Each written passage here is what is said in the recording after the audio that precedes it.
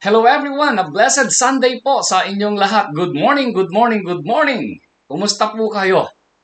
Once again, it's my joy to share you a message through this platform, a video or a recorded sermon using an OBS and uploading it into the YouTube. So we thank God once again for this day, and I thank the Lord from my heart for this opportunity, though it is my dream na sana ay nakatayo na ako sa inyong harapan, mga kapatid. But again and again, waiting for that perfect timing of the Lord. You know, continuous po yung communication namin with the leaders of your church, messaging the consultant, and of course, praying always that the ELNIA ay ma-approve na. So again, we thank God for this opportunity to nourish ourselves once again with His Word. And so may we now then seek God's guidance and His blessings sa pakikinig po natin ng Kanyang mga salita. So may I request everyone to please stand in giving respect to our loving God. Tayo pong lahat ay tumayo and let us pray.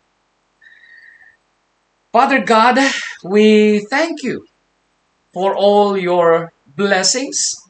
Most particularly, we thank you because of your goodness in our lives. Thank you for that wonderful love na ipinadama niyo po sa amin. Despite of our wickedness, Father God, you are always there loving us, guiding us. And most especially, we thank you for giving us your Son, Jesus, as our Lord and Savior. And so, Lord God in heaven, this morning, we humbly ask and we humbly seek your guidance once again as we listen to your word. Give us a heavenly wisdom, Father God, for us to fully understand your will. And most especially, O Lord God, may the power of your Holy Spirit work in our lives this day. Bless everyone and forgive us also, Lord, for the many trespasses that we have committed against you. Thank you so much, Father God, and this is our prayer in Jesus' mighty name. Amen and amen. The congregation now may be seated. Praise the Lord! Purihin po ang pangalan ng Panginoon. And once again, good morning po sa inyong lahat. And I would like now then to share the message of the Lord by using this theme, our theme for the month. So we have keep in step with the Holy Spirit. Our passage here is based on Galatians in chapter 5, verses 22 to 23, and it says, "But the fruit of the Spirit is love, joy, peace, patience, kindness, goodness, faithfulness, gentleness, and self-control." And the topic given me this morning is focus on peace. So keep in step with the Holy Spirit through peace. Okay. In connection to our annual theme, radiate holiness. So radiating holiness. So for this third quarter of the year, we are focused on the word holiness. So keeping in step with the Holy Spirit to maintain our holiness. So with regards to this, I would like now then to elaborate further. What is peace? Peace is knowing that the Lord of the universe is by your side. It is on our side. But it's not just knowing, but it is also living it out. So peace also is sitting in comfort and knowing that God is next to your side no matter what. So ito po yung nakikita natin as we discuss what is peace. That God is always there. But we should not forget, peace is not the absence of affliction, but the presence of God. So hindi po natin mayaalis sa buhay na ito those trials, those troubles, those testings. But the good news here is God is always on our side to make our lives peaceful. Amen? So, palakpakan nga natin ang Panginoon. So, that is peace. This is one of the promise of Jesus in our lives. And this is one gift, one fruit of the Holy Spirit. So I would like now then to discuss about the three descriptions of peace for us to fully understand and to further enlarge our understanding with regards to peace. So may we now then discuss the three descriptions of peace. Now, number one description is we have here peace with God. So, ano ba kasi ang nangyari? Why we do not have peace with God? Of course, going back to the Garden of Eden. In Genesis, in chapter 3, this book and chapter indicates that because of the fall of Adam and Eve, okay, because of their falling into sin, we are born inheriting the sin nature, which is unholy, wicked, and unjust before God. So when we say inheriting the sin nature, so we just inherit the wicked ways of man. We have not inherited the sin of Adam and Eve dahil yung kasalanan nila, it is their own sins. But, brethren, the text says, the sin nature, yung madaling magkasala ang tao, yun yung namana natin, which is unholy, wicked, unjust. Okay? So sabihin na lang natin lahat ng mga klase ng kasalanan. So that's what happened to us. So meaning, we are alienated, separated, cut off from God. So napakatindi pa nga yung sinabi niya in Romans in chapter 6, in verse 23, that the wages of sin is death. So in Romans 3:23, it states that we are all sinners. We are born as sinners. Madali tayong magkasala. And so, we are not at peace with the Lord. But, considering Romans in chapter 5 in verse 8, napakaganda po yung sinabi ng text nito, but God demonstrates His own love for us in this. While we were still sinners, Christ died for us. Is this good news? Yes, of course. In John 3:16, we have that very interesting plan of the Lord. That God so loved the world, He gave His only begotten Son, that whosoever believes. So, we have a part. So, those who believes, whosoever believes to this Son of Him will have an everlasting life. So, that is manifesting God's love while we are still sinners. And so the text says, while we were still sinners, Christ died for us. Is this a good news? Yes, of course. Considering also in Romans chapter 5 in verse 10, for if when we were enemies, not simply sinners, but enemies of God, because of our sinful nature, napakasama natin in the eyes of the Lord. But, considering this book, chapter, and verse of the book of Romans, when we were enemies, we were reconciled to God by the death of His Son. Much more, being reconciled, we shall be saved by His life. Hindi lamang po tayo naligtas, but we had been saved from that torment in hell. Tayo po ay niligtas ng Panginoon sa kamay ng dyablo. How good God is in our lives, brethren. Now, it's then our part to have faith in Jesus Christ. Because in Ephesians, in chapter 6, in verse 15 states, having shod your feet with the firm foundation of the gospel of peace. So tinanggap po natin itong gospel of peace, this good news.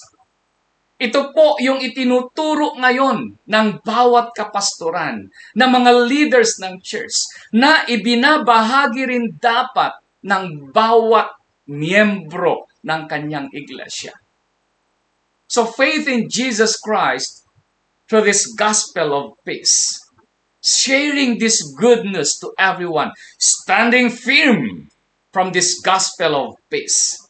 And also, in Colossians in chapter 1, verses 19 and 20, for it pleased the Father that in Him, in Christ, all the fullness should dwell, and by Him to reconcile all things to Himself.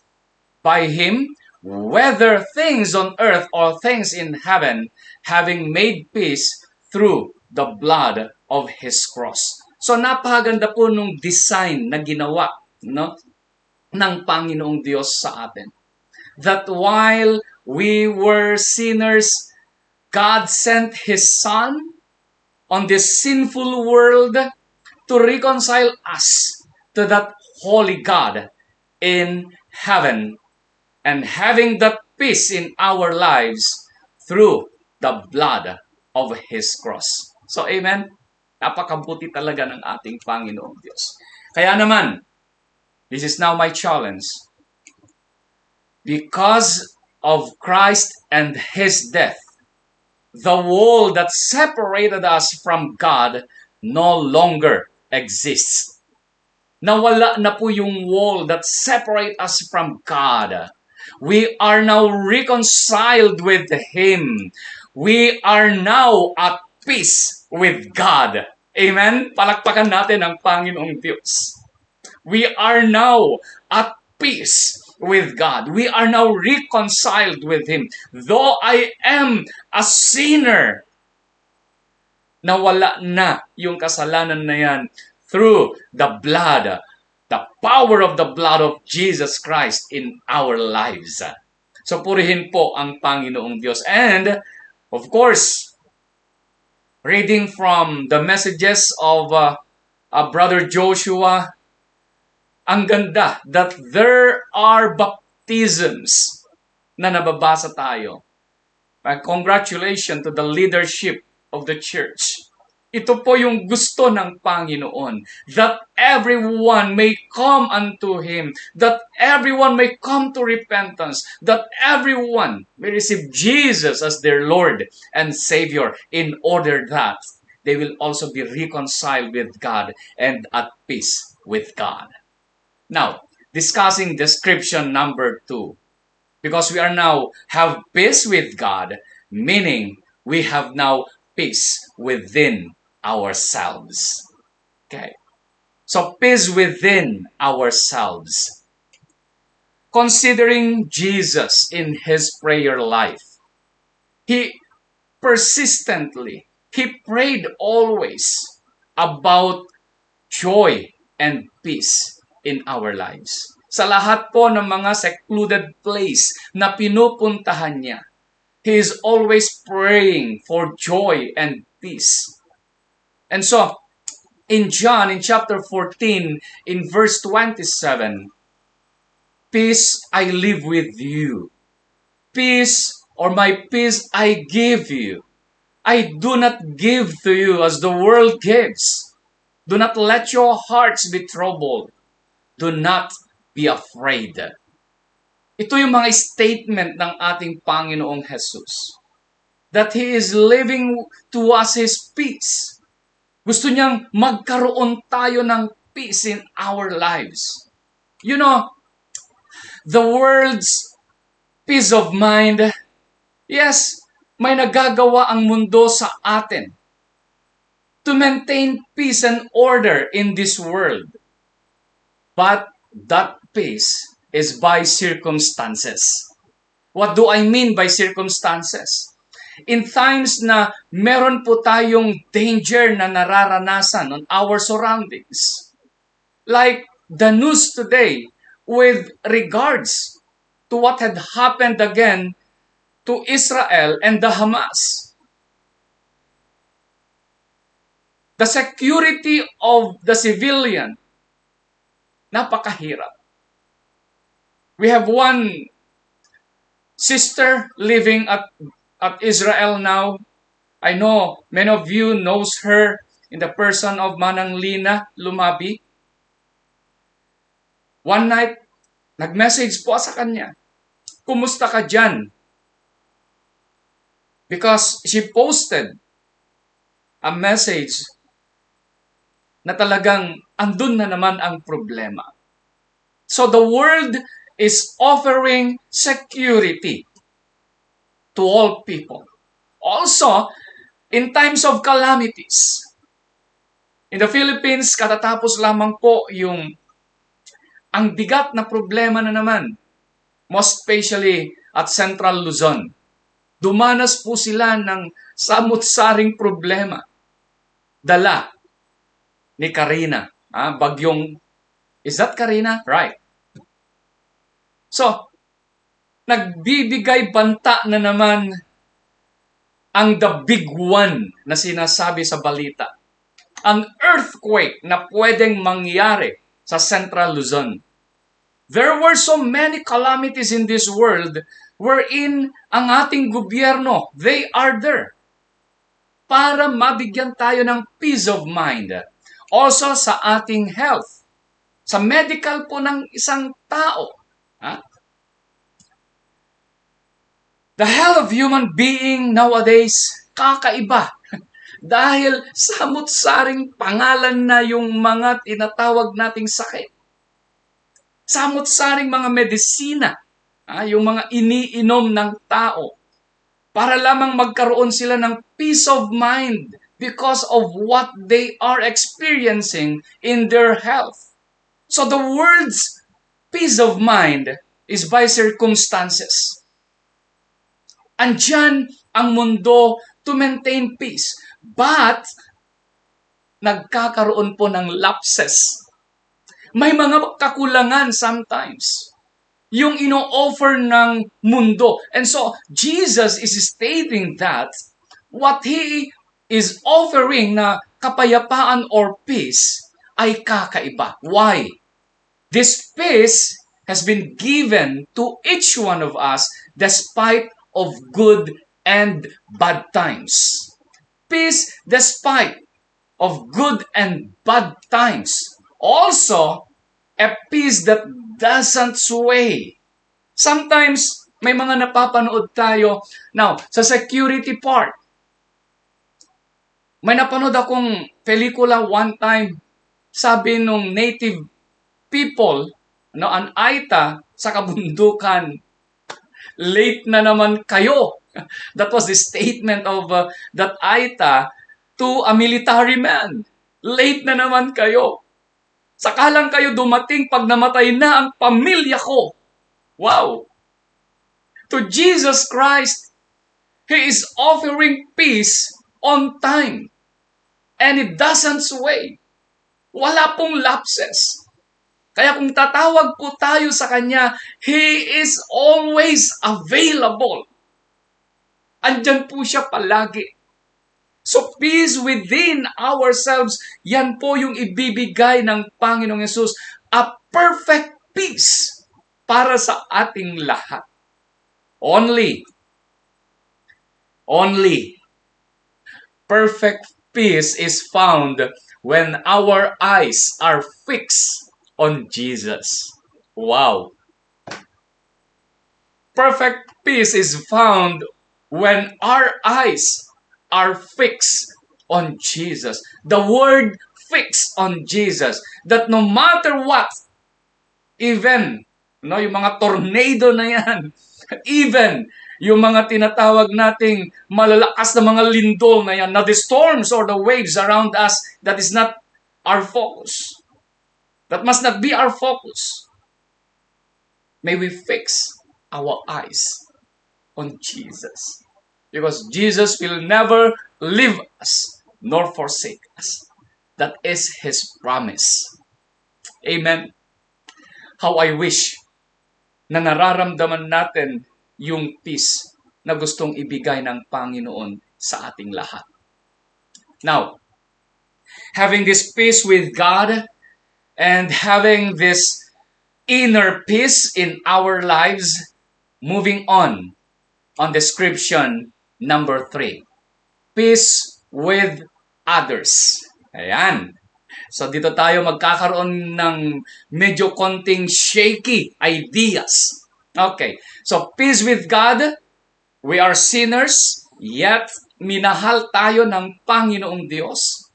And so, because God has given us that peace, a reconciliation with Him, so nagkaroon tayo ng inner peace now.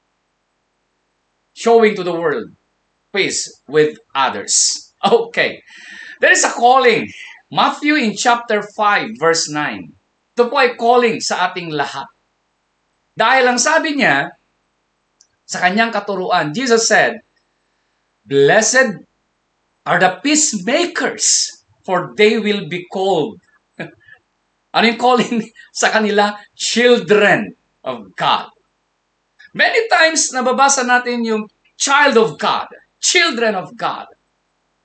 Pero ito pala, if you are a peacemaker, not a troublemaker, but a peacemaker. So, isa yan na gusto na makita ng Panginoong Diyos sa bawat isa. Now, also, in Romans, in chapter 12, verse 18, ito yung chapter ng book of Romans wherein masasabi nating, wow! Ano bang mga statements ito? Okay.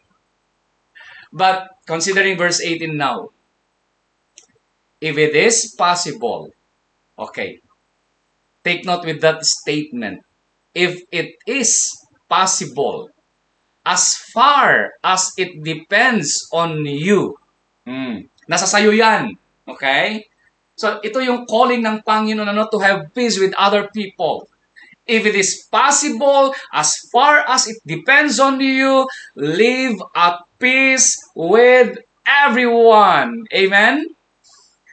Alam nyo, natutuwa akong nakakakita on my profession now as a DepEd teacher, because we have less than 6,000 students in our school.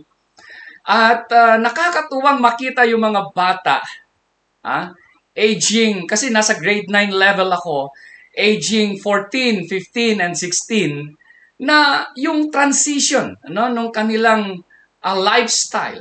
Okay? Yung great change on their lives as teenagers. Kasi iiwan na nila yung childhood, status ng kanilang buhay. And then, napansin ko ito, ang daming nag-aaway sa kanila.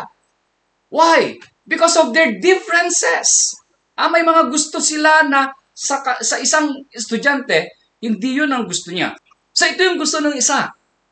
Pero ayaw ng isa. Dito na di-develop yung relationship nila with each other. Because this group ay talagang nagkakasundo-sundo sila. So sila yung bubuo ng friendship nila. On this group also, okay, dahil ito yung hilig nila, because this is their interest, okay? So, sila yung nagsasama. So, my point here is, brethren, as Christians now, what is the will of the Lord in our lives? Are we selective? Pumipili ba tayo? Hindi po namili ang Panginoong Diyos. He offered to all yung salvation na yan. And so, you have received peace, reconciliation with God, and you have now peace within yourself. Now, the calling here is, live at peace with everyone. Okay? Kaya ba natin? Kailangan nating kayanin. And so, continue reading, Romans 12, ang daming mga bagay-bagay dyan na dapat nating gawin to live at peace with everyone. Okay. Moving forward to Romans 14:19 also, let us therefore, eto na, what shall we do then? Let us therefore make every effort. Okay? Making every effort to do what leads to peace and to mutual edification. So ito po yung napakaganda na may mga follow-up si Apostle Paul. Ito yung gagawin mo. Then, parang sa basketball, pag hindi swak, may follow-up. And this is now the follow-up. Let us therefore make every effort to do what leads to peace and to mutual edification. And so, my challenge now, brethren, the one who wants to love life and to see good days, ito yung statement ni Peter in chapter 3, verses 10 and 11 in 1 Peter. Let him seek peace and pursue it. Seek peace and pursue it.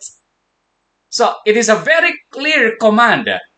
Okay? Make every effort to seek peace and pursue it.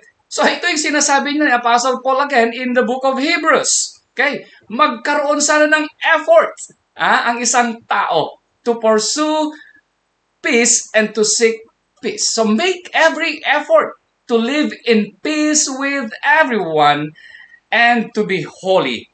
Remember, without holiness, no one will see the Lord. Ayan na. No? Make every effort to live in peace with everyone and to be holy. Because without holiness, no one will see the Lord. So, anong susi? Effort. Okay? Make every effort. So, andun yung tinatawag nating force na talagang itutulak ka niya na gagawin ko. Even sometimes labag sa kalooban mo, ayaw kong gawin. Parang ganun So, mapipilitan ka talaga to have peace with everyone. Remember, minahal ka ng Panginoon. Minahal tayo ng Panginoon. He reconciled us. So, sana tayo man, ganun din ang gagawin.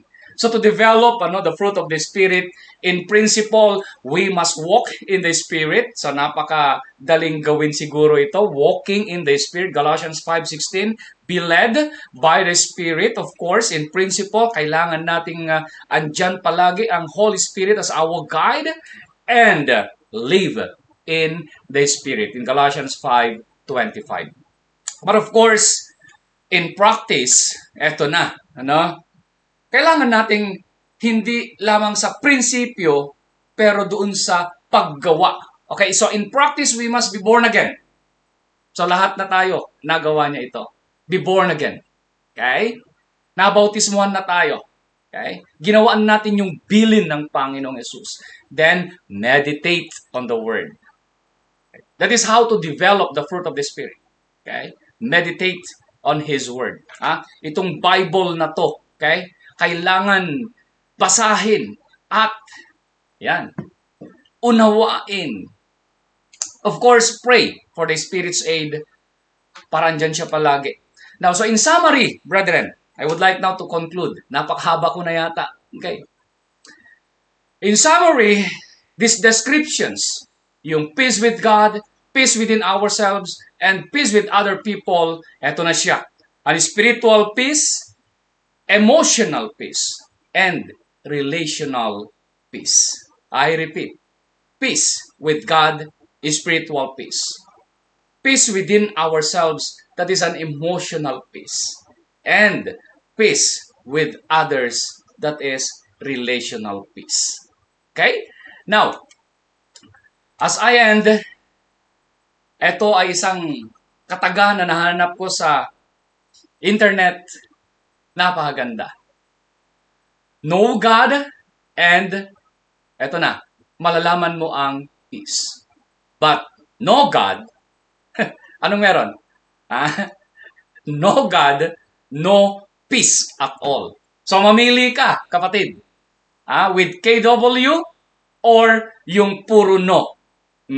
So sarado lahat ang blessing sa'yo ng Panginoon if you will not deepen your understanding, our knowledge with regards to God and the peace that He is offering now.